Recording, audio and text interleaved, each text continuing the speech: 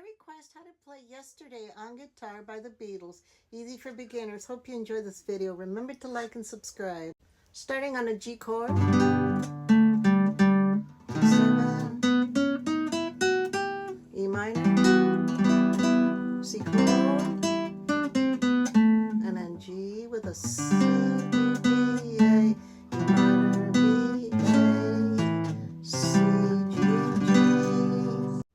Starting on a B7, E minor, B7, and then G, B7 again,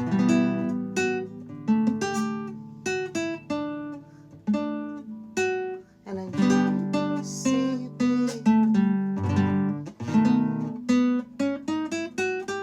and then E7,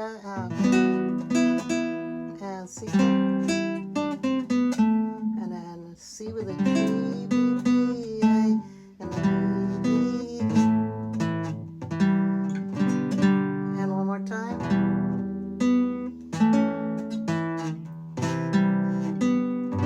Keep the music coming. See you in the next video. Bye.